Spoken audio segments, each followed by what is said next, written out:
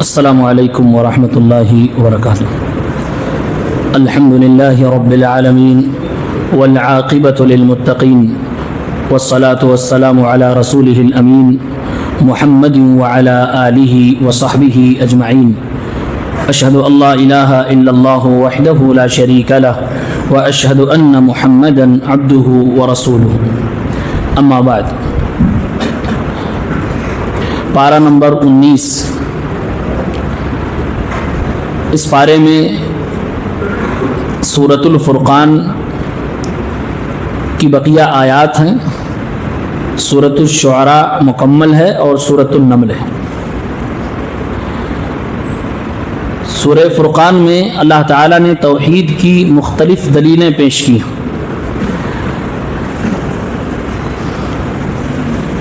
اور اسی دوران ایک بات یہ بھی بتلائی ہے کہ وہ لوگ بڑے بدنصیب ہیں بلکہ بیوقوف ہیں جو دوستی کے خاطر اپنے سب سے بڑے فائدے کی چیز کا نقصان کر لیتے ہیں. یعنی دوستی ہونا اچھی چیز ہے، کام آتی ہے، لیکن دوستی کی وجہ سے آخرت کو برباد کر لینا اور دوست کے کہنے کی وجہ سے بدعقیدگی کو اختیار کر لینا یہ اچھی چیز نہیں ہے. کل کو یہ پچھتاوا بن جائے گا اور یہ زہریلی دوستی انسان کو بہت نقصان پہنچائے گی. آدمی پچھتائے گا، پچھتانے کا انداز یہ ہوگا کہ اپنے ہی دانتوں سے اپنے ہاتھ کو کاٹ رہا ہوگا، لیکن اس دن پچھتانے سے کچھ نہیں ہوتا. فرمایا یوم یعض الظالم علی یدیہ، ظالم اپنے ہی ہاتھ کو دانتوں سے کاٹتا ہوا کہے گا یا لیتنی اتخذت مع الرسول سبیلا، کاش کی رسول کا راستہ اختیار کیا ہوتا. یا ویلتا لیتنی لم اتخذ فلانا خلیلا، ہائے میری بربادی، ہائے افسوس، کاش کی میں نے فلاں کو اپنا دوست نہ بنایا ہوتا. کچھ دوستیاں ٹاکسک فرینڈشپ ہوتی ہیں، زہریلی دوستیاں ہوتی ہیں، اور دوستی جب ایک بار ہو جاتی ہے تو کئی بار انسان اپنے دوست کے پریشر میں بہت سارے غلط کام کر جاتا ہے، اور یہ موجودہ دور کا بہت ہی سنگین مسئلہ ہے. آج ہمارے قوم کے نوجوان لڑکے اور لڑکیاں دوستی کے نام پہ آدھے سے زیادہ غلط کام کر رہے ہیں. کیوں غلط کام کر رہے ہو؟ غلط سمبند ہو گیا، غلط تعلقات ہو گئے، غلط سنگت مل گئی، غلط دوست مل گئے.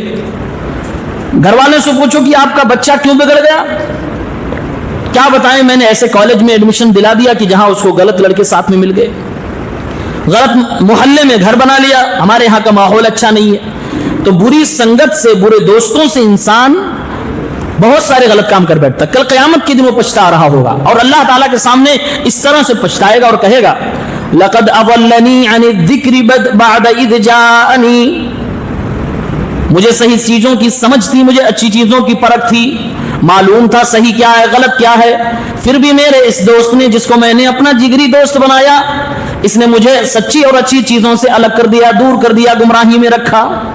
دوست کی بات مانی اور برائیوں میں بھی مانتا چلا گیا، نقصان ہو گیا. اللہ فرما رہا ہے یہ شیطان انسان کو دھوکہ دینے والا ہے. دوستی کی بات ہو رہی ہے، انسان کی دوستی، لاسٹ میں شیطان کے اوپر اللہ تبارک و تعالی اس غلطی کا الزام ڈال رہا ہے. کیا مطلب یہ کہ بعض دوست کبھی کبھی اتنے کرپٹ ہو جاتے، اتنے غلط کام اپنے دوستوں کو کرواتے ہیں کہ وہ خود بخود شیطان کا روپ دھارن کر لیتے ہیں. وہ دوست نہیں، شیطان ہو جاتا ہے انسانی شکل میں. اس لیے شیطان کبھی کبھی دوستوں کے ذریعے سے انسان کو بہکاتا ہے. ابن قیم رحمۃ اللہ علیہ فرماتے ہیں سب سے زیادہ دل اگر کسی جگہ پہ خراب ہوتا ہے اور کسی وجہ سے خراب ہوتا ہے تو وہ ہے بری صحبت. دلوں کی بربادی کی سب سے بڑی وجہ ہے بری صحبت. آگے آپ چلیں گے سورہ شعراء میں اللہ تعالیٰ نے یہ حقیقت واضح کی ہے کہ کل قیامت کے دن نہ کوئی سفارشی ہوگا اور نہ کوئی سگا دوست ہوگا. فرمایا فما لنا من شافعین، آج ہمارے لیے کوئی سفارش کرنے والا بھی نہیں اور نہ کوئی ہمارا جگری دوست ہے.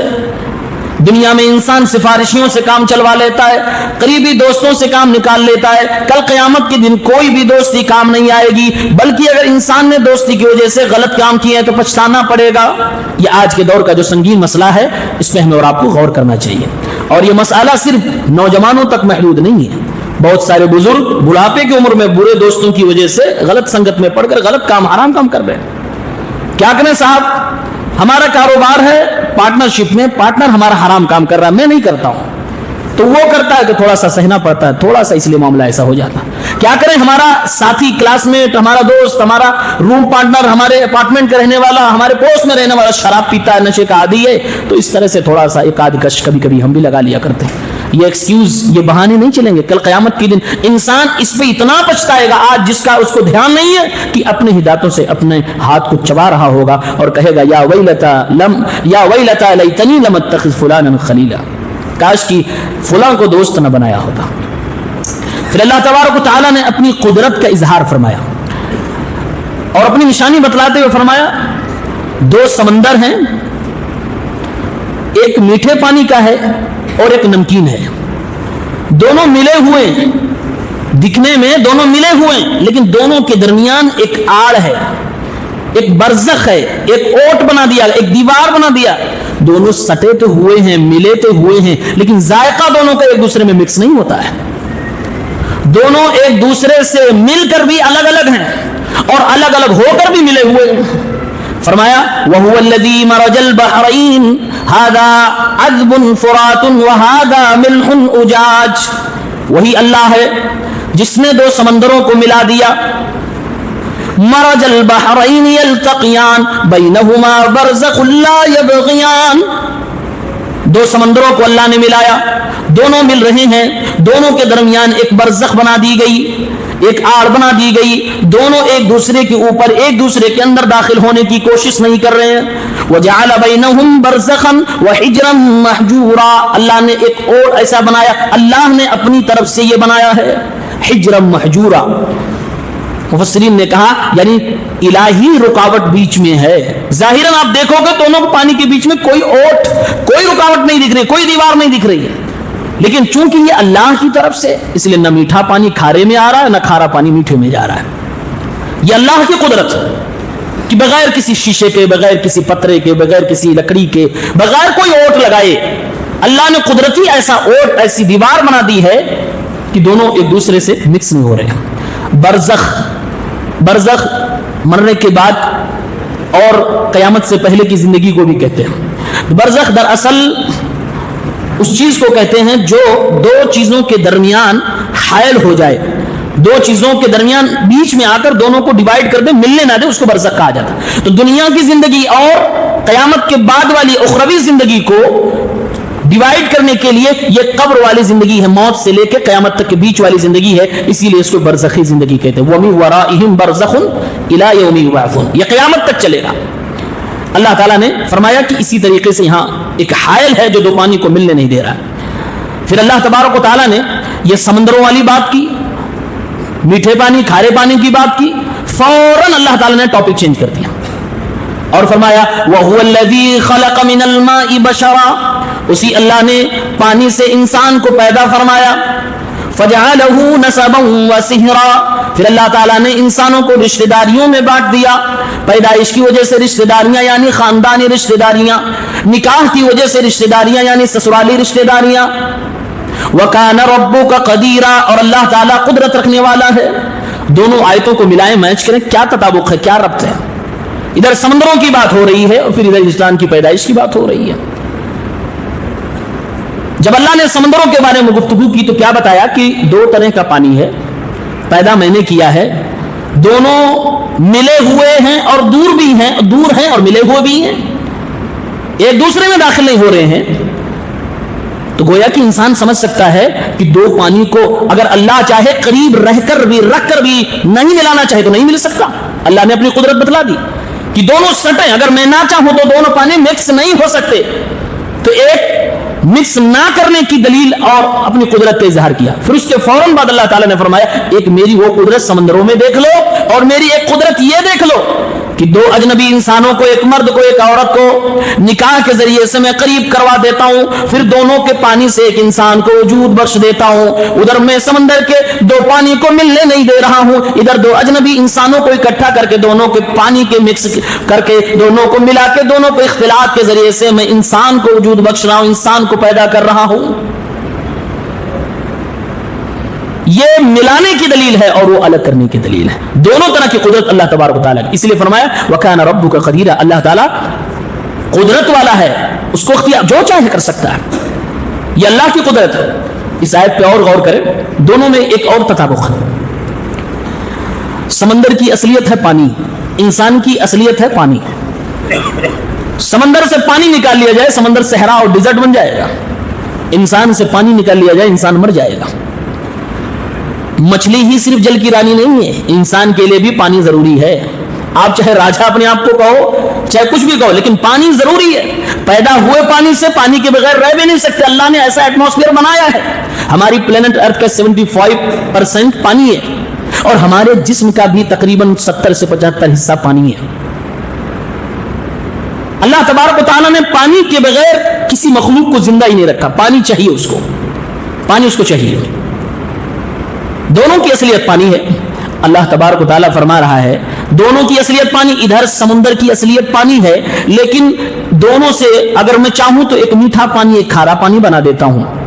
دونوں قریب ہیں اور الگ بھی ہیں, مکس نہیں ہو رہے. ادھر انسان کی اصلیت پانی ہے, اور انسان کو میں نے 2 رشتہ داریوں میں ڈیوائیڈ کر دیا ہے, ایک خاندانی ہے, ایک سسرالی ہے. اللہ تعالیٰ گویا کی ایک سیکرٹ میسج دے رہا ہے, اے میرے بندو, جیسے وہ سمندر کا میٹھا اور کھارا پانی ایک ساتھ ہو کر بھی الگ الگ نظر آتے ہیں اور ایک دوسرے میں انٹرپشن نہیں کرتے, ایک دوسرے پہ قبضہ نہیں کرتے, دھاوا نہیں بولتے, دخل اندازی نہیں دیتے, ایسے تم اپنے رشتہ داروں کے ساتھ مل کے رہو, قریب رہو, لیکن ایک دوسرے میں دخل اندازی دینے کی کوشش کیوں کر رہے ہو؟ ایک دوسرے کے مال کو ضبط کرنے کی کوشش کیوں کر رہے ہو؟ تم کو ایسا نہیں کرنا چاہیے. رشتہ داری کیسے نبھانی ہے؟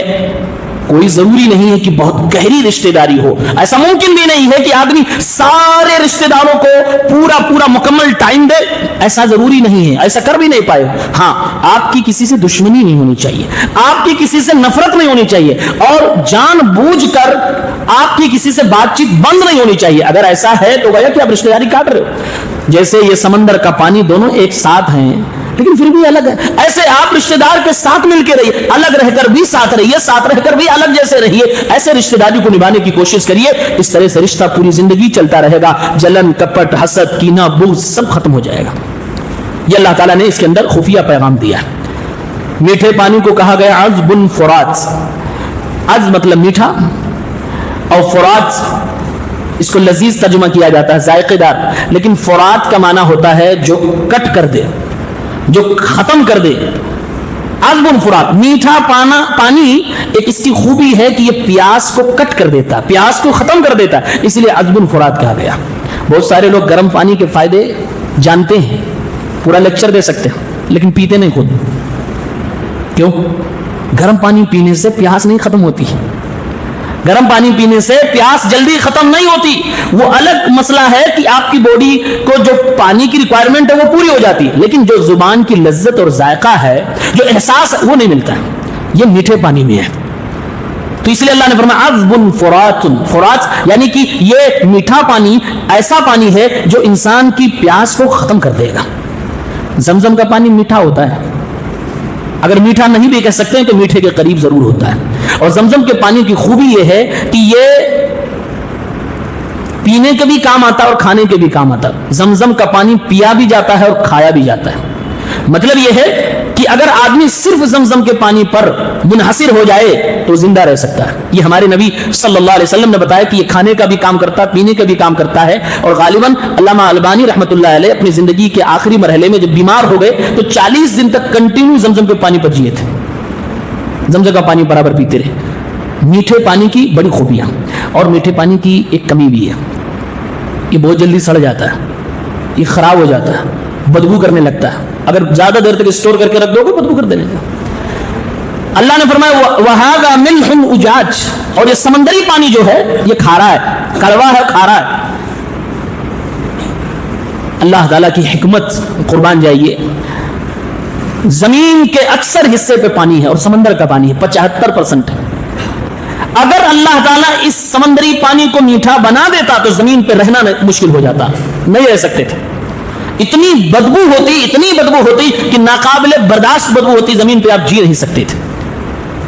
سمندر کے پانی کو اللہ تعالیٰ نے کھارا بنایا, کڑوا بنایا, تاکہ اس سمندر کے اندر اتنا بڑا سمندر ٹھاٹھے مارتا ہوا جتنی بھی مخلوقات ہیں اگر کچھ مر جائے اور یہ زمین پہ رہنے والے لوگ اپنے کچڑے اپنے کوڑے اگر اسی سمندر میں ڈال دیں تو سب کی سب چیزیں گل جائیں, ختم ہو جائیں, اس کی بدبو نہ نکلا کرے. یہ حکمت ہے سمندری پانی کو نمکین رکھنے میں, یہ حکمت. ورنہ آپ غور کریے, کیا میٹھے پانی کا اپوزٹ نمکین پانی ہوتا ہے؟ میٹھے کا اپوزٹ نمکین تھوڑی ہوتا ہے. لیکن اللہ تعالیٰ نے یہ میٹھے کے ساتھ نمکین پانی کا ذکر فرمایا ہے.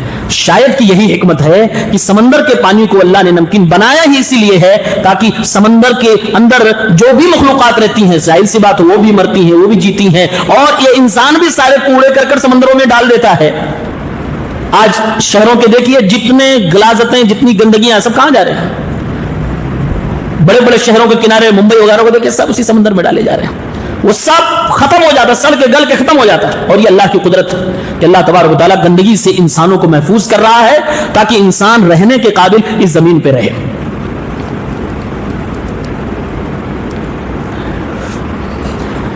یہ اللہ کی قدرت ہے. اللہ نے دونوں طرح کے پانی اور پھر انسان کا تذکرہ فرمایا. پھر اللہ تبارک و تعالیٰ نے سورہ فرقان میں عباد الرحمن, یہ کوئی نام نہیں ہے, عبد الرحمن نام ہوتا ہے, اسی کی پلورل کیا ہے؟ عباد الرحمن. اللہ کے رحمان کے بندے, اس پر شیخ عبد الرزاق البدر حفظہ اللہ نے مکمل کتاب لکھی ہے. اللہ کے رحمان کے بندے کیا کیا ان کی خوبیاں ہیں, صفات. اللہ تعالیٰ نے یہاں پر بھی کئی خوبیاں ذکر کی ہیں. کچھ خوبیاں دیکھیے. رحمان کے بندے, اللہ کے بندے نہیں کہا گیا, کہا رحمان کے بندے. کیوں؟ اس لیے کہ اس کے بعد پہلی جو رحمان کے بندوں کی خوبی آ رہی ہے اس کے اندر رحمت ہے, اس کے اندر نرمی ہے, اس کے اندر ٹھہراؤ ہے. فرمایا اللہ تعالیٰ نے وَعِبَادُ الرَّحْمَنِ الَّذِينَ يَمْشُونَ عَلَى الْأَرْضِ هَوْنًا. رحمان کے بندے وہ ہیں جو زمین پر بڑے آرام سے پرسکون ٹھہراؤ کے ساتھ چلتے ہیں. زمین پہ اگر پیر پٹک پٹک کے کوئی چلے, جلدی جلدی چلے, تو کیا زمین کا سینہ چیر سکتا ہے؟ نہیں چیر سکتا. کیا وہ آدمی پہاڑوں پہ چڑھ جائے گا؟ نہیں چڑھ پائے گا. تو کیا ضرورت ہے آدمی کو زمین پہ سینہ تان کر زمین کے سینے پہ پیر پٹک پٹک کر چلنے کی؟ کہا اللہ کے بندے وہ ہیں جو زمین پر آرام سے سکون سے چلتے ہیں. اس میں آرام اور سکون کی بات کی گئی تھی, اسی لیے عباد اللہ نہ کہہ کر عباد الرحمان کہا گیا, کیونکہ رحمان کے اندر وہ معنی پایا جاتا ہے. دوسری خوبی بتائے گی وَإِذَا خَاطَبَهُمُ الْجَاهِلُونَ قَالُوا سَلَامًا. اللہ کے بندوں سے جب جاہل لوگ مخاطب ہوتے ہیں, جاہل لوگ ان سے ٹکرانے کی کوشش کرتے ہیں, بحث کرنے کی کوشش کرتے ہیں, تو اللہ کے بندے یہ نرم مزاج لوگ, سکون پسند لوگ, یہ ان کے بحث و مباحثے میں نہیں پڑتے بلکہ السلام علیکم کہہ کے اپنا راستہ بڑھا لیتے ہیں. اس کے اندر بھی انسان کے مزاج کی نرمی اور سکونت پسندی کی بات کی جا رہی ہے. دراصل دونوں آیتوں کو ملائیے تو اللہ تعالیٰ یہ میسج دے رہا ہے کہ حقیقت میں رحمان کے نیک بندے وہ ہیں جو اپنے نفس پہ کنٹرول کرنا جانتے ہیں. آدمی زمین پہ چل رہا ہے, کوئی کبر نہیں, کوئی غرور نہیں, جاہلوں سے مقابلہ ہو گیا, بحث ہونے لگی, جاہل گالی گلوچ دے رہا, بدتمیزی کر رہا ہے, برے القابات اور برے الفاظ کا استعمال کر رہا ہے. اب یہ اللہ کے بندے ایسے لوگوں سے برائیوں سے مقابلہ نہیں کریں گے, گالیاں نہیں دیں گے, بلکہ کہیں گے السلام علیکم, ہمارا تمہارا رتبہ مزاج میچ نہیں کرتا, میں اپنا راستہ آگے بڑھاتا ہوں, جاؤ تم اپنے کام سے کام رکھو. یہ لڑائی نہیں کرتے. یہاں بھی انسان نے اپنے نفس پہ کنٹرول کر لیا, اور یہ بہت ہمت کی بات ہے. آپ پریکٹیکل کر کے دیکھیں, بہت مشکل بات ہے یہ. اگر کوئی آدمی آپ سے الجھ رہا اور آپ حق پہ ہوں, آپ حق پہ ہیں, سامنے والا غلط ہے, وہ آپ کو گالیاں بھی دے رہا ہے, بدتمیزی بھی کر رہا, خود پہ کنٹرول کرنا ایسے موقع پہ, اور اس آیت پہ عمل کرنا کہ قالوا سلام سلام کہہ کے آگے بڑھ جاؤ, اس کو اگنور کرو, نظر انداز. یہ بہت مشکل کام ہے, یہ بہت مشکل کام ہے. اللہ نے فرمایا کہ میرے نیک بندوں کی پہچان یہ ہے کہ اپنے نفس پہ کنٹرول کرنا جانتے ہیں, وہ ٹھہراؤ مزاج والا ان کا رویہ ہوتا. پھر اللہ تعالیٰ نے فرمایا اور بھی خوبیاں بتائی, والذین اذا انفقوا لم يسرفوا ولم يقتروا وكان بين ذلك قواما. اللہ کے نیک بندے یہ بھی ہیں کہ جب یہ خرچ کرتے ہیں تو کنجوسی بھی نہیں کرتے, فضول خرچی بھی نہیں کرتے, اعتدال کے ساتھ خرچ کرتے ہیں. ہمارا دین دین اعتدال ہے, اور اسلام مال میں بھی, خرچ کرنے میں بھی اعتدال کی بات کرتا ہے, نہ فضول خرچی اور نہ ہی کنجوسی اور بخیلی. گویا کہ اللہ اس خوبی سے یہ میسج دے رہا ہے اللہ کے نیک بندے وہ ہیں جو اپنے نفس پہ کنٹرول کرنے کے ساتھ ساتھ اپنے مال پہ بھی کنٹرول کرتے ہیں. ایسا نہیں ہے کہ میرے پاس کروڑوں آ گئے تو خرچ جیسے چاہوں میں جیسے کروں. ہاں مال آپ کا ہے, اس میں کوئی دو رائے نہیں, لیکن خرچ کرنے کا طریقہ بھی اسلام نے بتایا. آپ فضول خرچی نہیں کر سکتے, آپ کنجوسی اور بخیلی بھی نہیں کر سکتے, اعتدال کے ساتھ خرچ کریں. مال کے اوپر بھی کنٹرول ہونا چاہیے, خرچ کرنے پہ بھی کنٹرول ہونا چاہیے. ایسا نہیں ہے کہ بہت کچھ ہے تو جیسے چاہیں خرچ کرے, کسی دوسرے کا تو جیسے چاہیں جیسا خرچ کرے. مال پہ بھی کنٹرول ہونا چاہیے. اور پھر آگے اللہ تعالیٰ نے فرمایا والذین لا یشہدون الزور واذا مروا باللغو مروا کراما. رحمان کے بندے وہ ہیں جو نفس پہ کنٹرول رکھتے, اپنے خرچے پہ کنٹرول رکھتے, ساتھ میں لوگوں کے تعلقات بنانے میں بھی کنٹرول رکھتے, لوگوں کے ساتھ ملنے جلنے بھی میں اپنے آپ کو کنٹرول میں رکھے, سوشل میڈیا پہ بھی کنٹرول رکھتے ہیں, پبلک پلیٹ فارم کو یوز کیسے کرنا ہے, کیسے لوگوں سے انٹریکٹ ہونا, یہ بھی اس پر بھی کنٹرول رکھتے ہیں. اچھی محفلوں میں جاتے, اچھے لوگوں سے ملتے, اچھے لوگوں کی گواہیاں دیتے, لیکن بری محفلوں میں نہیں جاتے, گانے بجانے کی محفلوں میں نہیں جاتے, برائیوں کی جگہوں پہ نہیں جاتے, اللہ اس کے رسول کے مذاق اڑانے والی جگہوں پہ نہیں جاتے, غلط اور باطل باتوں کو سننے کے لیے نہیں جاتے. اگر کہیں راستے میں ملاقات بھی ہو جائے ایسے لوگوں سے جو باطل عقیدوں پہ چرچا کر رہے ہوں, جو برائیوں میں پڑے ہوئے ہوں, جو گانوں کی آوازوں میں مست ہوئے ہوں, برائی کی مجلس میں لگے ہوئے ہوں, فرماتا اللہ تعالیٰ میرے بندے مرو کراما, عزت کے ساتھ وہاں سے آگے بڑھ جاتے ہیں, اس کی طرف نظر نہیں دوڑاتے. مطلب یہ ہے کہ انسان اپنے روابط پہ بھی کنٹرول رکھے, مال پہ, نفس پہ اور اپنے کنیکشنز پہ, سب پہ کنٹرول ہونا چاہیے. ایسا نہیں ہے کہ موبائل میری ہے, سوشل میڈیا ہے تو میری موبائل ہے تو کسی کو بھی میں سننے لگوں, کوئی چیز بھی دیکھنے لگوں, اس پہ بھی کنٹرول ہونا چاہیے. غلط چیزیں اسکپ کریے, بری چیزیں اسکپ کریے, ڈیلیٹ کریے, ہٹائیے اس کو, مرو کراما, گزر جائیے, ایسا کہ آپ نے دیکھا ہی نہیں. سوشل میڈیا پلیٹ فارم پر بھی کنٹرول ہونا چاہیے. مطلب یہ کہ اپنے آپ کو غلط چیزوں سے بچانا ہے, یہ اللہ کے بندے ہوتے ہیں. پھر اللہ تعالیٰ نے فرمایا اللہ کے بندوں کی ایک خوبی اور ہے, والذین یقولون ربنا هب لنا من ازواجنا وذریاتنا قرۃ اعین واجعلنا للمتقین اماما. اللہ کے نیک بندے وہ بھی ہیں, ان کی ایک خوبی یہ ہے کہ وہ اللہ سے دعا مانگتے ہیں, اے اللہ میری بیویوں میں سے ساری بیویوں کو, میری اولادوں میں سے ساری اولادوں کو میری آنکھوں کا تارا بنا دے, میری آنکھوں کی ٹھنڈک بنا دے. قرۃ اعین, آنکھوں کی ٹھنڈک. امام حسن بصری رحمۃ اللہ علیہ فرماتے ہیں ایک مسلمان جو اللہ سے محبت کرتا ہے اس کے لیے زندگی میں اس سے زیادہ خوشی کا پل نہیں ہو سکتا کہ وہ اپنی آنکھوں سے دیکھ لے کہ میری اولاد صحیح راستے پہ ہے, دین اور دنیا دونوں کے اعتبار سے. والدین اپنی اولاد کو دیکھتے ہیں کہ سیدھے راستے پہ ہے, معصیت کے راستے پہ نہیں, طاعت کے فرما برداری کے راستے پہ ہے, تو وہ خوش ہو جاتے ہیں اور ان کے لیے انتہائی زیادہ خوشی کا موقع ہوتا ہے.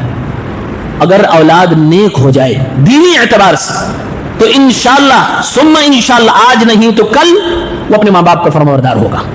جو ماں باپ کا فرما بردار نہیں ہے, لوگ کہتے ہیں کہ نہیں یہ اپنے ماں باپ سے معاملات میں خراب ہے لیکن دنیا کے معاملات میں بہت اچھا ہے, دین کے معاملات میں بہت اچھا ہے, نماز روزوں کا بہت پابند, بس اس کی ایک کمی ہے کہ ماں باپ سے اس کا تعلق اچھا نہیں رہتا. ہم کہتے ہیں وہ دیندار نہیں ہے, ابھی کمی اس کے اندر, دینداری ایسی کیا کہ ماں باپ سے رشتے خراب ہوں. ہاں ماں باپ غلط ہیں تو اللہ تعالیٰ نے گنجائش دی اگر وہ غلط ہیں تو, لیکن اس میں بھی کہا وصاحبہما فی الدنیا معروفا, ماں باپ اگر مشرک ہیں اور شرک کی دعوت بھی دیتے ہیں تب بھی تمہیں ان کے ساتھ اچھے سے رہنا ہے, بدتمیزی نہیں کر سکتے.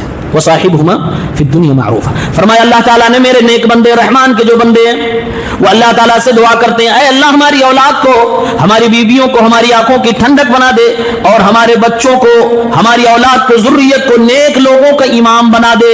دنیا میں اس سے بڑی کوئی دعا نہیں ہو سکتی کہ ایک باپ دعا مانگے اے اللہ میری اولاد کو نیک لوگوں کا, متقیوں کا امام بنا دے. امام بننے کے لیے کیا چیزیں ضروری ہیں؟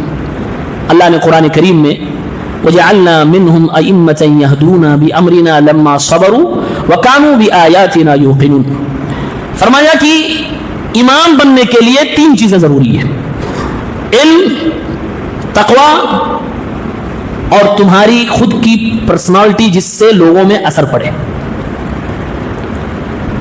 تمہاری ایسی شخصیت ہونی چاہیے جس میں وزن ہو، تم وزنی شخص بھی ہو، وزنری شخص بھی ہو، علم، تقوی اور تاثیر، یہ تین چیزیں اگر ہیں تب آپ دعا کریے کہ اے اللہ رب العالمین ہماری اولاد کو متقیوں کا امام بنا دے۔ یہ انبیاء دعا کرا کرتے تھے، مانگا کرتے تھے کہ اللہ ہماری اولاد کو متقیوں کا امام بنا۔ یہ اللہ تعالیٰ نے عباد الرحمن، اللہ کے رحمان کے بندوں کی کچھ خوبیاں بیان کی ہیں۔ اس کے بعد سورہ شعراء شروع ہوتی ہے۔ شاعر اسی کی پلورل ہے شعراء۔ ایک سورت ہے جس کا نام ہے شورا اور ایک ہے شعراء، دونوں میں فرق۔ شورا جیسے مجلس شورا، مشورے کرنے والی کمیٹی، تو یہ شورا مشورے سے بنا ہے۔ یہاں ہے شعراء، شاعری، شاعر، اس سے بنا ہے شعراء۔ اس میں اللہ تعالیٰ نے شاعروں کے بارے میں گفتگو کی ہے، اس لیے اس کا نام سورۃ الشعراء ہے۔ اللہ تعالیٰ نے اس سورت کے اندر دو جملے بار بار انبیاء کی زبانی دہرائی ہے۔ ایک جملہ ہے فاتقوا اللہ وَأَطِیعُونِ، ہر نبی اپنی قوم سے بار بار کہہ رہا ہے اللہ سے ڈرو اور میری اطاعت کرو، یعنی اللہ تعالیٰ اس جملے کو بار بار نبیوں کی زبانی اس صورت میں دہرا کر یہ پیغام دے رہا ہے، اے دنیا والوں، سارے نبیوں کی دعوت تقوی، دعوت توحید اور اطاعت رسول ہے۔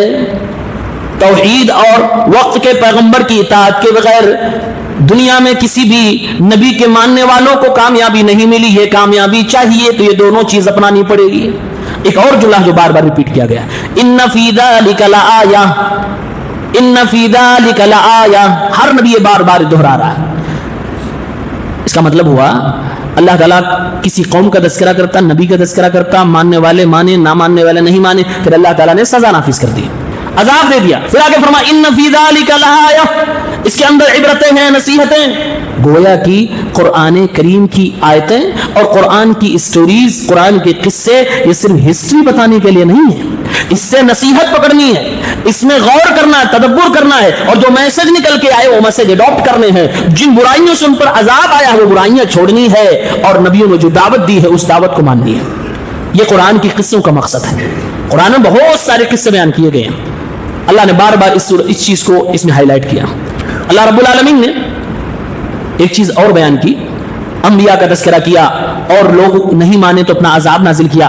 تو سوال پیدا ہوتا ہے اللہ جب اتنا طاقتور ہے، اتنا پاورفل ہے، تو اللہ تعالیٰ کوئی ایسی نشانی دنیا والوں کو دکھلا دیتا جس سے سب لوگ مجبور ہو جاتے ایمان لانے پہ، کوئی چارہ ہی نہ بچتا۔ جیسے سورہ بقرہ آپ پڑھیں گے بنو اسرائیل کے حوالے سے، تو اللہ تعالیٰ نے وہاں پر ایک بات ذکر کی ہے کہ ایک بار کوہ طور کو ایسے اٹھا دیا گیا اور بنو اسرائیل نیچے کھڑے ہیں، ان کے اوپر کوہ طور پہاڑ کو ایسے ٹکا دیا گیا، روک دیا گیا، اور ان سے کہہ رہے ہیں اللہ کے پیغمبر کہ تورات کی بات مانو گے کہ نہیں مانو گے؟ آپ دیکھ رہے ہیں یہ گن پوائنٹ ہے، یہ کیا ہے؟ گن پوائنٹ پہ سمجھانا۔ کوہ طور پورے پہاڑ کو سر کے اوپر کھڑا کر کے اللہ کا پیغمبر کہہ رہا ہے کہ تورات کی بات کو مانو گے کہ نہیں مانو گے؟ یہ لوگ بالکل ڈرے ہوئے، جھکے ہوئے اور ایسے ترچھے دیکھ رہے ہیں اس پہاڑ کو، کہہ رہے مانیں گے مانیں گے مانیں گے مانیں گے، اس کو ہٹوائے مانیں گے۔ جیسے پہاڑ ہٹا بولے نہیں مانیں گے۔ اتنی شرارتی قوم تھی یہ بنو اسرائیل، جیسے پہاڑ ہٹا بولے مانیں گے، اور ترچھے دیکھ رہے تھے پہاڑ کو کہ ہٹا کہ نہیں، جیسے ہٹا بولے نہیں مانیں گے۔ یہ کون سی بات ہوئی؟ تو اگر اللہ چاہے تو کچھ ایسا کر سکتا ہے کہ دنیا والوں کے سامنے کوئی ایسی چیز دکھا دے کہ دنیا والے اللہ کو ماننے پہ مجبور ہو جائیں، لیکن اللہ فرما رہا ہے میری حکمت، میری سنت کے خلاف یہ بات، ایسا میں چاہتا ہی نہیں۔ دنیا کو بنانے کا مقصد کیا ہے؟ فرمایا اللہ نے ان نشأ ننزل علیہم من السماء آیہ، اے میرے پیغمبر اگر ہم چاہ لیں تو آسمان سے کوئی ایک ایسی نشانی اتار دیں جس کو دیکھنے کے بعد کوئی ایمان لائے بغیر رہ ہی نہیں سکتا، لانا ہی پڑے گا، مجبوراً جبراً اس کو اسلام قبول کرنا پڑے گا۔ لیکن یہ اللہ کی حکمت نہیں، اللہ تعالیٰ کو یہ بتلا رہا ہے اے میرے بندو دنیا میں کوئی اسلام لائے یا نہ لائے، میرا مقصد ہے کہ انسان اپنے اختیار سے اسلام قبول کرے، زبردستی نہیں۔ لا اکراہ فی الدین، زبردستی کسی کو اسلام نہ قبول کروایا جائے۔ آپ دیکھ رہے حکمت۔ آج ہمارا پریشان ہوتے نا کہ یہ فلاں دندنا رہا ہے، یہ پریشان کر رہا ہے، وہ اللہ کیوں نہیں اس کو تہس نہس کر دیتا؟ ایگزام ہو رہا ہے، انسان آزمائشوں سے گزر رہا ہے. زبردستی اگر اسلام قبول کروانا ہوتا تو جو لوگ کہتے ہیں مسلمانوں نے تلوار سے قتل، مسلمانوں کی تلوار کی ضرورت ہی نہ پڑتی، اللہ ایک نشانی اتارتا سب کے سب مسلمان ہو جاتے. لیکن اللہ تعالیٰ نے فرمایا یہ میری سنت کے خلاف ہے اور میرے ان بندوں کے طریقے کے بھی خلاف ہے جو میرے بندے ہیں. یعنی مسلمان بھی ایسا نہیں کر سکتا کہ زبردستی کسی کو اسلام قبول کروائے، اسلامی طریقہ ہے ہی نہیں. اللہ تعالیٰ نے فرمایا ایک دعا ہے جو ہر نیک انسان کو مانگنی چاہیے، خاص طور سے ہر عالم کو مانگنی چاہیے. ابراہیم علیہ السلام نے دعا مانگی تھی. دعا کیا ہے؟ وَاجْعَلْ لِي لِسَانَ صِدْقٍ فِي الْآخِرِينَ. اے میرے اللہ، ابراہیم کو جو تو نے زندگی عطا فرمائی، جیا اب ابراہیم دنیا سے چلا بھی جائے گا، میرے بعد دنیا باقی رہے گی، نہ جانے کتنے لوگ آئیں گے، میرا تذکرہ ہوگا، میرے جاننے والے لوگ ہوں گے، میری تاریخ پڑھیں گے، میرا قصہ پڑھیں گے. اے اللہ، بعد کے آنے والے لوگوں میں میری نیک نامی ہو، بدنامی نہ ہو. اے اللہ، لوگ مجھے یاد کر رہے ہوں تو میری تعریفات کر رہے ہوں، سچائی سے ایمانداری سے یاد کر رہے ہوں، میری برائیوں کا تذکرہ نہ ہو. یعنی آنے والی جنریشن میں میں ایک اچھا آدمی رہوں، اس چیز کی اللہ سے دعا کرنی چاہیے. اب ذرا گھروں کے حالات دیکھیے، آئے دن خود کے بچے اپنے باپ کو بڑھاپے میں یہ کہیں نہ کہیں سنا ہی دیتے ہیں کہ میرا باپ بہت خراب ہے، یا اس نے کیا ہی کچھ نہیں، زندگی بھر عیاشی کی، نعوذ باللہ کیا کیا. خود کے بچے باپ کو بڑھاپے میں سنا ہی دیتے ہیں. یعنی ابھی باپ اپنی زندگی میں دیکھ رہا کہ میرا بیٹا، میری اولاد خود میری تعریف نہیں کر رہے، مرنے کے بعد کون تعریف کرنے والا؟ پوتے پوتیاں آنے والے محلے والے سب کہیں بڑا خراب آدمی نے چلا گیا. اللہ سے یہ دعا مانگنی چاہیے، اے اللہ رب العالمین، میں مر جاؤں تو لوگ مجھے اچھائیوں میں یاد کریں. اور یہ دعا اگر مانگیں گے تو اس کا تقاضا ہے کہ آپ اچھائیاں کریں. آپ کو ایسا کام نہ کر کے جائیں کہ آپ چلے گئے تب بھی اس برائی کے اثر میں لوگ گرفتار ہیں، اور جب وہ برائی ہو رہی ہے لوگ آپ کو یاد کر رہے ہیں اور آپ کو کہہ رہے ہیں بس یہ برائی اسی نے ایجاد کی تھی، یہ برائی اسی نے ایجاد کی تھی. تب تو آپ کو برائی میں لوگ یاد کریں. اس کا میسج یہ ہے کہ آپ کسی برائی کا ایجاد تو بالکل نہ کریے، سماجی برائیوں کا ایجاد تو بالکل نہ کریے کہ آپ کے مرنے کے بعد بھی وہ برائیاں چلتی رہیں اور آپ کو لوگ برائیوں کی سزا یاد کرتے رہیں. یہ دعا ہمیں اور آپ کو مانگنی چاہیے. اللہ تعالیٰ نے ایک میسج دیا کہ جو لوگ نشے میں دھت رہتے ہیں، نشہ صرف وہی نہیں ہے کہ آدمی شراب پیتا ہو، نشہ پیسے کا بھی ہوتا، نشہ طاقت کا بھی ہوتا. تو یہ جو نشیڑی لوگ ہیں جن کو تکبر کا نشہ ہے، یہ زمین پہ ہمیشہ فساد برپا کرتے ہیں، یہ گناہوں کی دنیا میں بہت آگے جا چکے ہیں. تو ان کے فیشن کو تم اپنانے کی کوشش مت کرنا کہ دیکھو کہ یہ کیسے پہنتے ہیں میں ویسے پہنوں گا، انہوں نے کیا فیشن اختیار کیا میں ویسے اختیار کروں گا، یہ کیا کھاتے ہیں میں ویسے ہی کھاؤں گا، ان کا دن چریا کیا ہے، صبح شام کی زندگی کیسے گزرتی ویسے میں. یعنی بالکل ہو بہو اس کو جو آدمی فیشن میں فالو کرنے لگتا ہے، اللہ فرما رہا ہے ایسا مت کیا کرو. کون لوگوں کو نہیں فالو کرنا ہے؟ فرمایا مسرف، مین سین را فا، مسرف. اس کے معنی ہو سکتا ہے فضول خرچی بھی، اس کے معنی ہو سکتا ہے حد سے زیادہ گناہ کرنے والا بھی، اس کے معنی ہو سکتا ہے تکبر کرنے والا بھی، اس کے معنی یہ بھی ہو سکتا ہے کہ جو انسان گناہوں میں اتنا ڈوب چکا ہو کہ سراپا وہ گناہ کا پتلا لگ رہا ہو. فرمایا اللہ نے وَلَا تُطِيعُوا أَمْرَ الْمُسْرِفِينَ، اے میرے بندو، حد سے زیادہ گناہ کرنے والے، اعلانیہ گناہ کرنے والے، ظلم کرنے والے، تکبر کرنے والے، نشے میں رہنے والے، ان لوگوں کے معاملے کی پیروی نہ کرو، ان کے فیشن کو اختیار نہ کرو، ان کو دیکھ کر زندگی نہ گزارا کرو. الذین یفسدون فی الارض ولا یصلحون، یہ زمین میں فساد برپا کرتے رہتے ہیں، یہ کبھی کسی کا بھلا نہیں چاہتے، کبھی کسی کی اصلاح نہیں کرتے. فرمایا کہ یہ چاہے حکومت کا ہو یا پیسے کا ہو، تکبر کا ہو، جس چیز کا بھی انسان کو نشہ ہو جائے گا وہ زمین میں فساد برپا کرے گا، کبھی کسی کا بھلا نہیں چاہے گا. آپ دیکھ لیجئے موجودہ کرنٹ افیئرس، طاقت اور پاور کے نشے میں آدمی کیا کر رہا ہے، فساد، زمین میں فساد برپا کر رہا ہے. الذین یفسدون فی الارض، یہ زمین میں فساد برپا کریں گے، ولا یصلحون، یہ کبھی صلح نہیں کرنا چاہتے اور نہ کرنے دیں گے کسی کو جب تک کہ ان کا پیٹ نہ بھر جائے فساد برپا. اس لیے امام قتادہ کہتے ہیں اذا اطاع الناس المفسدین فسد امرهم، جب لوگ اس طرح کے کرپٹ لوگوں کو فالو کرنے لگتے ہیں پھر لوگوں کی بربادی وہیں شروع ہو جاتی ہے. اس لیے آپ جہاں ہو، آج کل سوشل میڈیا کا فتنہ بڑا عجیب ہے. پہلے زمانے میں جب یہ سب نہیں تھا تو گاؤں دیہات، دور دراز جہاں شریف لوگ رہتے ہیں وہاں برائیاں نہیں پہنچ پاتی تھی. آج شریفوں کے محلے میں بھی برائیاں پہنچ رہی ہیں، شریفوں کے گھر میں بھی برائیاں پہنچ رہی ہیں، شریفوں کی جیب میں بھی برائیاں پہنچ رہی ہیں. اس کا مطلب یہ ہے کہ برائیوں کے اپروچ بڑھ گیا ہے, برائیاں سرکولیٹ ہو رہی ہیں. آج آپ نہ بھی چاہو تو برائی آپ کے دائیں بائیں ہے, بچنا آپ کو ہے. پہلے اگر آپ کی سیکیورٹی تھوڑی ٹائٹ تھی تو اس سے زیادہ ٹائٹ کریے. پہلے آپ بچتے تھے, آج سے 25-30 سال پہلے, تو اب اور زیادہ بچنے کے لیے کوشش کریے. اس لیے کہ یہ بات یقین سے جان لیجئے, انسانی چوروں, اچکوں, ڈاکوؤں کو آپ کے ہمارے گھر کی دیوار کافی ہے, روک دے گی, لیکن شیطان کو نہ ہمارے گھر کی دیوار روک سکتی ہے, نہ ہمارا برآمدہ روک سکتا ہے, نہ ہماری الیکٹریسٹی روک سکتی ہے, نہ اجالا روک سکتا ہے, نہ دن نہ رات, انٹری کر جائیں گے. اس لیے سرکشا بڑھانی ہوگی.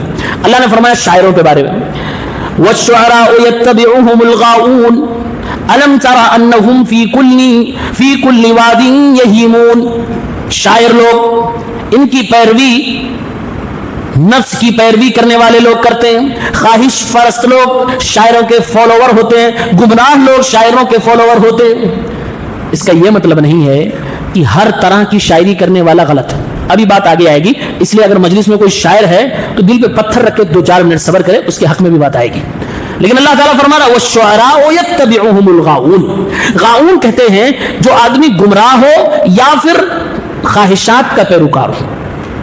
اکثر یہی لوگ شاعروں کے فالوور ہوتے ہیں, یہی لوگ شاعروں کے پیچھے پیچھے چلتے بھی ہیں. پھر اللہ نے کہا یہ تو برائی یہ ہے کہ ان کو اگر جاننا ہو کہ کتنے خراب ہیں تو ان کے فالوورز کو دیکھ لو.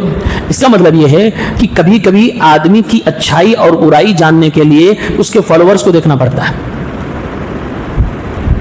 ایسا ہو سکتا ہے اگر فالوورز اکثر خراب ہیں, اس کا مطلب آدمی اچھا نہیں ہو سکتا. اچھے آدمی کے پاس اکثر خراب لوگ کیوں رہیں گے, اکثر خراب لوگ اس کو فالو کیوں کریں گے. اس لیے شاعروں کی پہلی برائی اللہ نے اسی سے کی ہے کہ اس کے فالوورز شہوت پرست ہیں, خواہش پرست ہیں اور گمراہ لوگ ہیں. پھر فرمایا آپ نہیں دیکھتے یہ ہر وادی میں بھٹکتے رہتے ہیں, گھومتے رہتے ہیں. ہر وادی میں کیا مطلب یہ ہے کہ شاعر کبھی ایک ٹاپک پہ ٹکتا نہیں ہے, کبھی ایک ٹاپک پہ نہیں ٹکے گا, کبھی اس ٹاپک پہ, کبھی اس ٹاپک. پہلے شہر میں انڈیا میں ہوگا, دوسرے شہر میں امریکہ پہنچ جاتا ہے. شاعری کا مزاج ہی یہی ہے, کہا وہ ٹاپک پہ ٹکتا نہیں, ٹاپک بدلتا رہتا ہے. ٹاپک چھوڑو, وہ اپنے مداحوں پہ نہیں ٹکتا ہے. آج جس کی تعریف کر رہا ہے اگلے نے پیمنٹ کر دیا, اگلے دن اس کی برائی بھی کر دے گا وہ. اور شاعری میں جیسے ادھر تعریف کا پل مادہ تھا ویسے ہی پاجامہ بھی اتار دے گا. یہ ٹکتے نہیں کسی چیز پہ. اللہ نے فرمایا ہر وادی میں گھومتے رہتے ہیں, یعنی کہ ان کی باتوں میں ٹھہراؤ ہے ہی نہیں. یہ بولنے میں ہچکچاتے نہیں کیونکہ الفاظ کا ذخیرہ ہے, کیونکہ کرنا تو کچھ نہیں ہے, صرف بولنا ہے. آج عالموں کو لوگ کہتے ہیں نا کہ عالم بولتے زیادہ ہیں کرتے کم ہیں. نہیں, یہ بات شاعروں پر فٹ ہوتی ہے. یہ قرآن میں اللہ نے کہا, آگے فرمایا وَأَنَّهُمْ يَقُولُونَ مَا لَا يَفْعَلُونَ. یہ وہ ساری باتیں کہتے ہیں جو کرنا نہیں ہوتا. آپ دیکھو شاعر کو اگر شاعری سننے لگو تو ایسا لگے گا کہ یہ چیتا کا بھی کسی زمانے میں باپ رہا ہوگا, یہ ببر شیر کا بھی کسی زمانے میں دادا رہا ہوگا. اس سے زیادہ طاقتور, اس سے زیادہ پاورفل کوئی ہے ہی نہیں. یہ کر دیں گے, وہ شاعر یہ سب باتیں بولتا ہے. اللہ نے فرمایا اس لیے کیونکہ وہ کرتا کچھ نہیں ہے, صرف بولتا ہے, صرف شاعری پڑھتا ہے. تو یہ شاعروں کی بات ہو رہی, اور آج یہ الٹ دیا گیا. لوگ یہ بات کس پہ فٹ کرتے ہیں پتا ہے؟ عالموں پر. عالموں کو اس طرح کی باتیں کہہ کر انہیں ہیومیلیٹ کیا جاتا, انہیں چڑھایا جاتا تاکہ یہ بولنا بند کر دیں. اللہ ماشاءاللہ, ورنہ اکثر و بیشتر عالم عمل پیرا ہیں, جو بولتے ہیں اس پہ کرتے ہیں, عمل کرتے ہیں. یہ شاعروں کی بات کہی جا رہی ہے کہ یقولون ما لا یفعلون, وہ جو کہتے ہیں کرتے نہیں ہیں. یہ کیا کرتے ہیں, ان کی بات آپ دیکھیں گے یا تو مبالغے کے ساتھ کسی آدمی کی تعریف کر رہے ہیں. مبالغہ جھوٹ کی قسموں میں سے ایک قسم ہے. مبالغہ اسلام میں حرام ہے. بڑھا چڑھا کر کسی کو اڑا دینا, اٹھا دینا, یہ اسلام میں جائز نہیں. یا پھر کسی آدمی کی جب برائی کرنے پہ آئیں گے تو وہ ساری برائیاں اس کے اندر بتا دیں گے جو ساری دنیا میں ہوں گی, اکیلے اس آدمی میں لکھا دیں گے. تو شاعر جب تعریف کرتا ہے تب بھی جھوٹ بولتا ہے, اور جب برائی کرتا ہے تب بھی جھوٹ بولتا ہے. اسی لیے اللہ تعالیٰ نے ان کی بات کی تعریف نہیں کی, ان کی بات کی برائی بیان کی, مذمت بیان کی. یہ بات کیوں آ گئی قرآن میں؟ اس لیے کہ لوگ اللہ کے نبی صلی اللہ علیہ وسلم پر الزام لگانے لگے کہ دیکھو محمد جو ہے نا یہ ہے شاعر, یہ کرتا ہے شاعری, لیکن شاعری اس کی چل جائے اس کے لیے دعویٰ کر دیا کہ میں نبی ہوں. اللہ تعالیٰ کو بہت غصہ ہے, اور اللہ تعالیٰ نے فرمایا شاعری کی بات کرتے ہو, شاعروں کی حالت جانتے ہو؟ شاعر وہ ہوتا ہے کہ جو بولتا وہ کرتا نہیں. میرا نبی جو بولتا وہ کرتا ہے, اس کو تم شاعر کہہ رہے ہو. میرے نبی کی بات ہے ہی نہیں, یہ قرآن ہے, اللہ تبارک و تعالیٰ نے اس کو اتارا ہے. شاعر تو خود بیٹھ کے لکھتا ہے, سوچتا ہے, غور کرتا ہے, پھر لکھتا ہے. تو شاعر کہاں اور کہاں نبی. اس لیے سورہ یاسین میں اللہ تعالیٰ نے اور کلیئر کرتے ہوئے فرمایا وَمَا عَلَّمْنَاهُ الشِّعْرَ وَمَا يَنبَغِي لَهُ, میں نے اپنے نبی کو شاعری سکھائی نہیں اور شاعری ان کو سوٹ بھی نہیں کرتی تھی, ان کے لیے مناسب بھی نہیں تھا. اس لیے کہ لوگ اللہ کے نبی کو شاعر کی تہمت لگا رہے تھے تاکہ قرآن کو اللہ کا کلام نہ ماننا پڑے. کتنے بے ایمان ہیں دیکھیے کہ اللہ کا کلام نہ ماننا پڑے, اس کے لیے جتنے بہانے ہو سکتے ہیں, جتنے الزامات ہو سکتے ہیں سب لگا دو, بس اللہ کا کلام نہیں ماننا ہے. اب دیکھیے اللہ تعالیٰ نے شاعروں کو, ہر طرح کے شاعروں کو برا نہیں کیا. آگے فرمایا الا الذين امنوا وعملوا الصالحات وذكروا الله كثيرا وانتصروا من بعد ما ظلموا. 4 خوبیاں جس کے اندر ہو وہ شاعر اچھا ہے, ایمان والا ہو, نیک عمل کرتا ہو, اللہ کا زیادہ سے زیادہ ذکر کرتا ہو, اور مسلمانوں کے حق میں, مسلمانوں کی جیت کے لیے, ان کے دفاع کے لیے, ڈیفنس میں, مدد میں شاعری بولتا ہو, وہ شاعر اچھا ہے.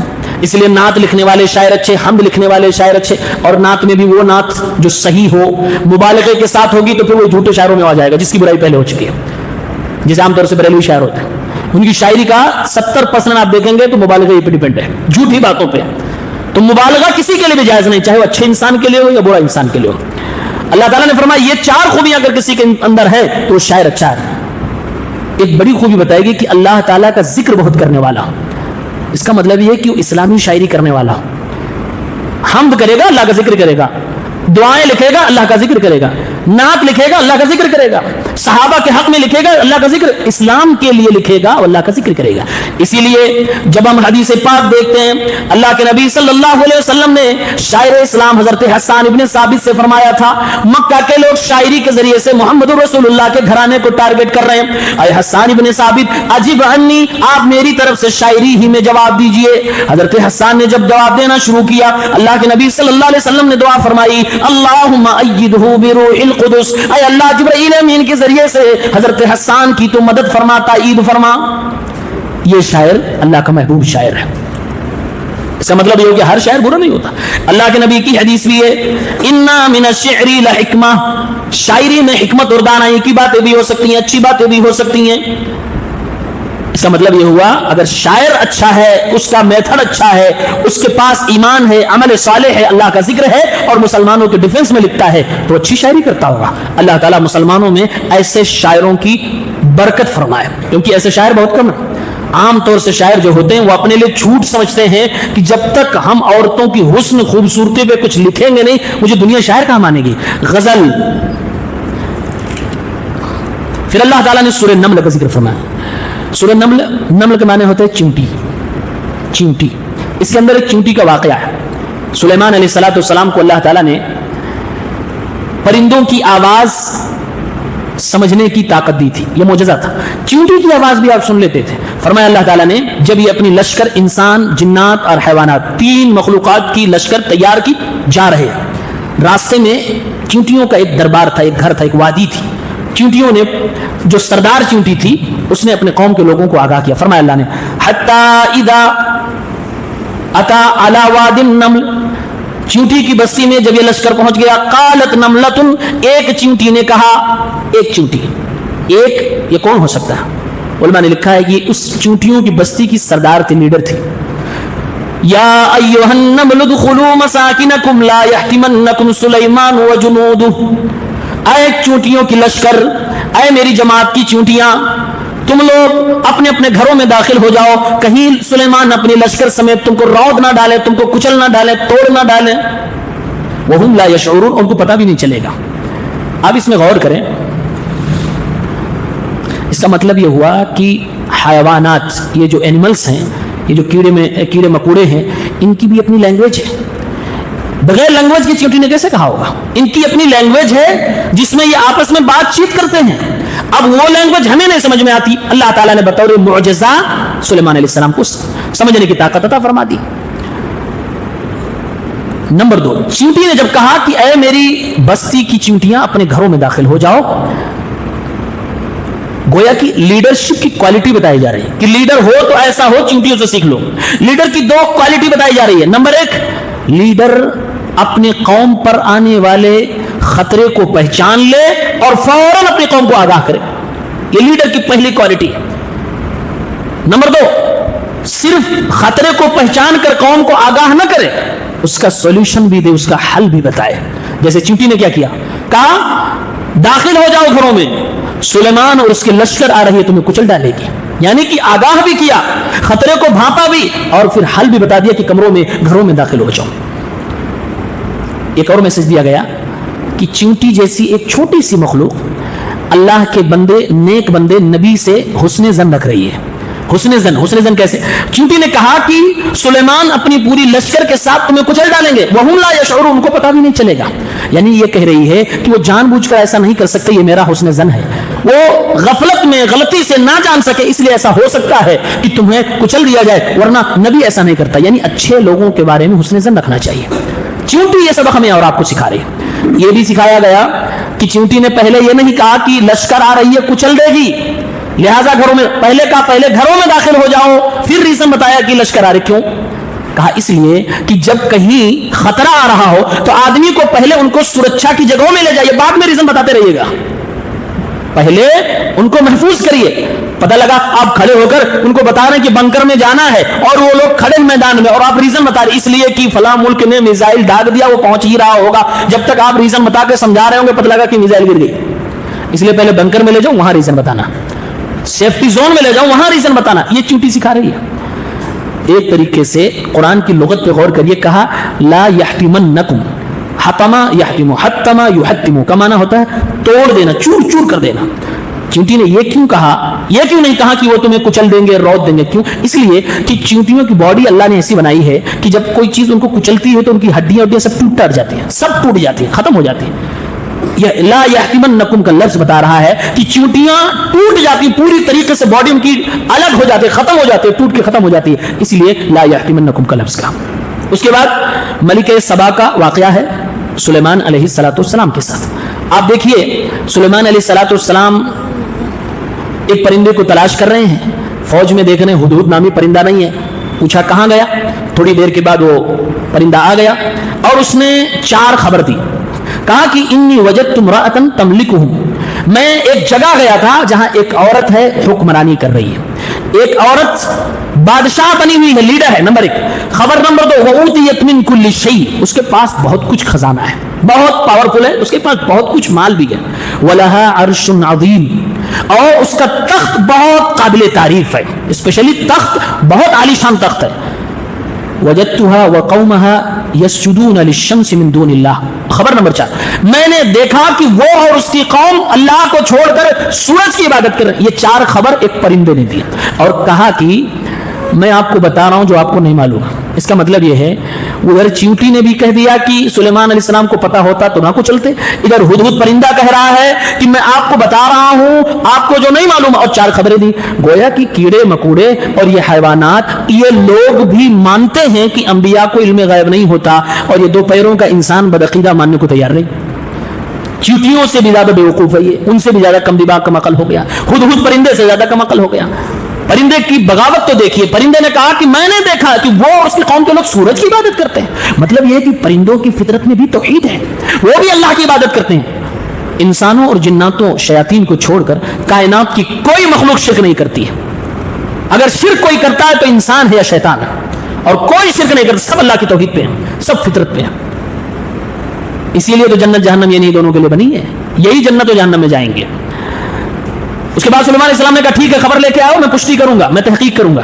اس کا مطلب یہ کہ خبر کی تحقیق کرنی چاہیے۔ سلیمان علیہ السلام پاورفل تھے پھر بھی تحقیق کر رہے ہیں، تحقیق کیا، اس کے بعد ایک لیٹر بھیجا اس لیڈی خاتون کے پاس، لیٹر سلیمان علیہ السلام نے خط لکھا، اور خط لکھنے کا طریقہ بھی بتایا، خط کیسے لکھا جاتا بتایا، انہ من سلیمان وانہ بسم اللہ الرحمن الرحیم اللہ تعالی علی واتونی مسلمین، کا فرام دی سلیمان، مطلب آپ جب لیٹر لکھیں گے تو سب سے پہلے فرام فلاں یہ لکھنا ہو، اوپر بھیجنے والے کا نام ہونا چاہیے، نیچے جو ریسیو کرے۔ آج لیٹر کیسے لکھتے ہیں، ٹو، اور نیچے فرام لکھتے ہیں، یہ اسٹائل غلط ہے، یہ انگریزوں کا اسٹائل ہے۔ قرآن کی لیٹر لکھنے کی اسٹائل سلیمان علیہ السلام کا انداز یہ ہے کہ شروع میں اس کا نام لکھا جائے جو بھیج رہا ہے، فرام، انہو من سلیمان، اور لکھا کیا تھا، لکھا تھا اللہ تعالی علیہ، آگے نہیں بڑھنا، ہمارے اوپر حملہ نہیں کرنا، میرے اوپر چڑھائی کرنے کی کوشش نہیں کرنا، مسلمان ہو کے میرے پاس حاضر ہو جاؤ، یہی لکھا تھا، سلامتی کے ساتھ رہو گے۔ اب خط پہنچ گیا، بلقیس نامی خاتون نے اپنے سارے وزیروں کو بٹھایا اور مشورہ کرنا شروع کر دیا. کہا لیٹر آیا ہے, کیا کیا جائے, مشورہ دو. ایک ہوشیار لیڈر کی پہچان ہے کہ اپنے مشیروں سے, وزیروں سے مشورہ کرتا. تو مشورہ دینے والوں نے بھی کہا, کبھی کہہ سکتے ہیں کہ ہم لوگ کمزور ہیں, سرنڈر کر دیجئے. وزیر کبھی یہ بات نہیں کہے گا. کہا نحن اولو قوت و اولو باس, ہمارے پاس طاقت ہے اور ہم پاور میں ہیں. والامر الیک, باقی آپ جو چاہیں وہ فیصلہ فرماتے ہیں. مشورہ تو یہ ہے کہ ہم پوزیشن میں ہیں لڑنے کے, لیکن آپ جو فیصلہ لینا چاہیں وہ آپ لے سکتی ہیں. فانظری ماذا تأمرین, آپ جو حکم دیں ہم لوگ کرنے کو تیار ہیں. مشورہ ہو گیا. اب خاتون نے فیصلہ کیا کہ چلو سلیمان کو ایک بار آزما کے دیکھتے ہیں, جنگ سے پہلے ایک بار آزماتے ہیں. کیا کہا, تحفے لو اور بہترین تحفے لو, بھیج دو. تحفے بھجوا دیا چیک کرنے کے لیے. اگر یہ دنیا دار کوئی بادشاہ ہے تو تحفے لے لے گا اور اپنی بات سے پلٹ جائے گا, اور اگر واقعی یہ نبی ہے جو یہ دعوت ہمیں اسلام کی دے رہا ہے تو تحفہ نہیں قبول کرے گا اور برابر اسلام کی دعوت دیتا رہے گا. چنانچہ دعوت, تحفے پہنچ گئے. سلیمان علیہ السلام نے سارے کے سارے تحفے واپس لوٹا دیے, سب واپس لوٹا دیے اور کہا تحفے دے کے مجھے تم بدلنا چاہتی ہو, جو میں نے پیغام بھجوایا ہے اس کا جواب دیا جائے. اور پھر سلیمان علیہ السلام نے اپنے مجلس میں اعلان کروایا کون اس کا وہ عالی شان تخت لا سکتا ہے. کئی لوگوں نے کہا میں لے آؤں گا. ایک نے کہا کہ آپ جگہ سے اٹھیں گے اس سے پہلے لے آؤں گا. ایک ایسا شخص کھڑا ہوا جس کے پاس علم تھا, طاقت علم کی اس کے پاس تھی. اس نے کہا آپ پلک جھپکیں گے اس سے پہلے میں لے آؤں گا, اور لے بھی آیا. سامنے لا کے جب کھڑا کر دیا, سلیمان علیہ السلام حیران, اتنا پاورفل ہونے کے بعد بھی حیران, اور فوراً اللہ تعالیٰ کا شکریہ ادا کرتے ہوئے کہہ رہے ہیں ھذا من فضل ربی لیبلونی ااشکر ام اکفر ومن شکر فانما یشکر لنفسہ ومن کفر فان ربی غنی کریم. عرش کو دیکھنے کے بعد, تخت دیکھنے کے بعد فرمایا یہ میرے رب کا فضل ہے کہ اللہ تعالیٰ نعمتیں دیتا جا رہا ہے, یہ مجھے آزما رہا اللہ تعالیٰ کہ میں شکریہ ادا کروں گا کہ نہ شکریہ ادا کروں گا. جو شکریہ ادا کرے گا وہ اپنے لیے کرے گا, اور جو نہ شکری کرے گا اللہ تعالیٰ اس کے شکریہ کا محتاج بھی نہیں ہے. گویا کہ دنیا کی ہر نعمت ٹیسٹ پیپر ہے, ہر نعمت ٹیسٹ پیپر ہے. یہ جو سلیمان علیہ السلام نے فرمایا نعمت دے کے اللہ تعالیٰ میرا امتحان لے رہا کہ میں شکریہ ادا کروں گا کہ نہ شکری, یہ ہر نعمت ٹیسٹ پیپر ہے. اس کا یہ مطلب ہے ہمیں اور آپ کو بھی نعمتیں ملتی, مطلب پیپر مل گیا. اب آپ کیا کرنے والے ہو وہ آپ کے نام اعمال میں ریکارڈ ہونے والا. چنانچہ سلیمان علیہ السلام نے اللہ کا شکر ادا کیا, تخت سامنے حاضر ہو گیا. اب جب بلقیس آ گئی سلیمان علیہ السلام کے محل پہ, سلیمان علیہ السلام نے کہا ان کا بھی ایگزام لے لیا جائے. چنانچہ لے کے جا رہے ہیں, ان کا تخت رکھا ہوا, ان کے وہم و گمان بھی نہیں تھا کہ میرا تخت یہاں آ چکا ہے. کہا یہ کس کا ہے, کیسا لگا, یہ آپ کا تو نہیں. کہا لگتا تو وہی ہے. کہا انہو ہو, یہ تو بالکل جسٹ اسی طرح ہے. اس کا مطلب کہ بہت ہوشیار عورت تھی, دماغ بہت شارپ تھا, اپنی چیزیں اس نے اپنے دماغ میں بٹھا رکھی تھی. یہ نہیں کہا کہ مجھے نہیں پتا نہیں کہاں سے ہے. کہا لگتا تو وہی ہے, ایسا لگ رہا کہ وہی ہے. ایک ایگزام. اس کے بعد اس عورت کو سلیمان علیہ السلام کے بنے ہوئے محل کے فرش سے گزارا گیا, جو دکھنے میں لگتا تھا کہ پانی بھرا ہوا جبکہ وہ بہت چمکتا ہوا فرش تھا, اس سے گزارا گیا. بلقیس کو تو جب وہ گزر رہی تھی تو اس کو لگا پانی ہے, اس نے اپنے پائچے اٹھا لیے. کہا گیا کہ نہیں اٹھانے کی کوئی ضرورت نہیں ہے, یہ بہت خوبصورت یہ فرش بنایا گیا ہے, چمکتا دمکتا ہے, اور آپ کو یہ غلط فہمی ہوئی, یہ پانی نہیں ہے. اس کے بعد ساری جلوہ نمائی حضرت سلیمان علیہ السلام کی دیکھنے کے بعد, ایک نبی کی دعوت کو سمجھنے کے بعد اس عورت نے اسلام کا اعلان کیا اور کہا رب انی ظلمت نفسی واسلمت مع سلیمان للہ رب العالمین. اے اللہ آج تک میں نے جو شرک کیا, میں نے اپنے اوپر ظلم کر لیا, گناہ کر بیٹھی ہوں. اے اللہ میں آج سلیمان علیہ السلام کے ساتھ اسلام کا اعلان کر رہی ہوں, ایمان لا رہی ہوں, اسلام قبول کر لیا. یہ پورا واقعہ 19ویں پارے میں اللہ تعالیٰ نے بیان فرمایا. اس کے اندر بڑی نصیحتیں بھی ہیں. ہدہد کی فقاہت عقیدے کے باب میں ذکر کی گئی ہے. عورت ملک سبا کی فقاہت, سیاست کیسے کی جاتی ہے اس کا بھی ذکر کیا گیا ہے. سلیمان علیہ السلام کس طرح پاور کا استعمال کر رہے ہیں اس کا بھی ذکر کیا گیا ہے کہ ایک نبی اگر پاورفل ہو تب تو وہ کسی پر ظلم نہیں کرتا. ارے انسان تو چھوڑو, چونٹی پر بھی نبی ظلم نہیں کرتا.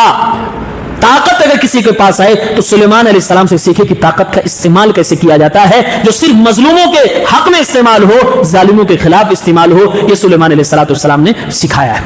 اللہ تعالی ہم سب کو قرآن کریم سمجھنے کی توفیق دے. سبحانک اللہم و بحمدک اشہد ان لا الہ الا انت استغفرک و اتوب الیک.